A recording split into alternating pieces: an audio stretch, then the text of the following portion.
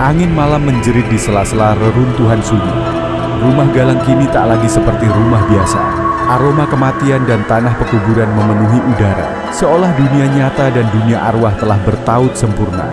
Galang masih terduduk di lantai, napasnya tak beraturan. Keringat dingin membanjiri tubuhnya. Di hadapannya, sosok Mbah Saroh berdiri tegap dengan sorot mata tajam yang menembus kegelapan.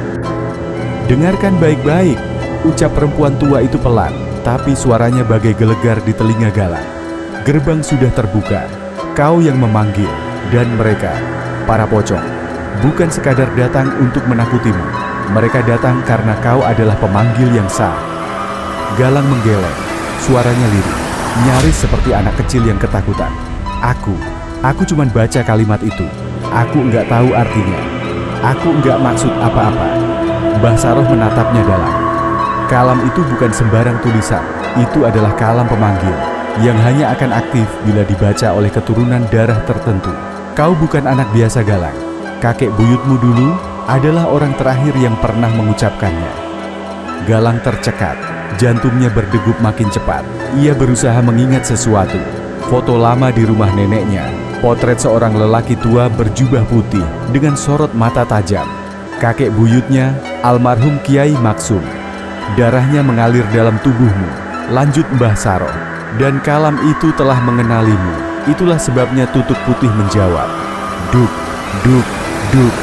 Suara lompatan itu kembali terdengar, pelan namun pasti.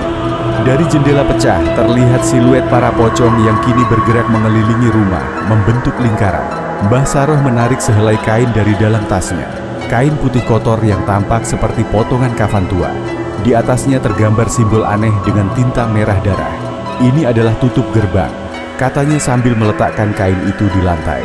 Namun kekuatannya hanya cukup menahan sementara. Setelah tengah malam mereka akan menerobos masuk.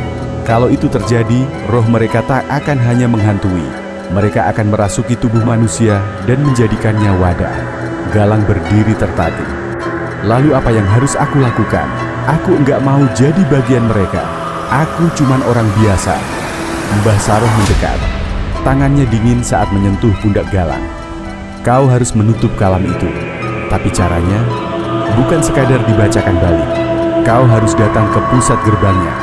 Di sana, kau akan menghadapi raja mereka." "Pusat gerbang?" Mbah Saroh mengangguk. "Tempat di mana semuanya dimulai. Pohon Barsiah Pagak. Di hutan belakang desa Banjaranyar. Pohon itu adalah tutuk putih yang asli, mulut arwah. Di sanalah kalam pertama kali dilantunkan. Dan di sanalah Raja Pocong disegel." Galang menelan ludah. Hutan Banjaranyar terkenal angker, dan pohon itu telah lama menjadi legenda terlarang. Banyak yang mengatakan siapapun yang tidur di dekatnya akan mati dalam 3 hari. Ditemukan dengan wajah pucat dan tangan terikat kain putih. Mbah Saroh menatap langit dari celah atap yang jebol. "Kita punya waktu sampai pukul 2 dini hari. Setelah itu, gerbang akan terbuka sepenuhnya, dan seluruh desa ini bisa jadi kuburan." Suara lonceng kecil kembali terdengar.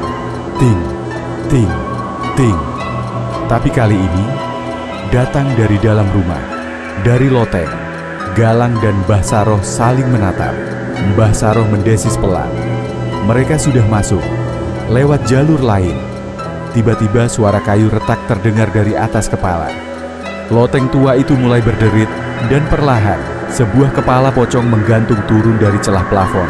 Matanya menganga, lidahnya menjulur, darah menetes dari lubang hidung. Dan dia tersenyum sambil berkata, "Kalian terlambat. Raja kami sudah bangun."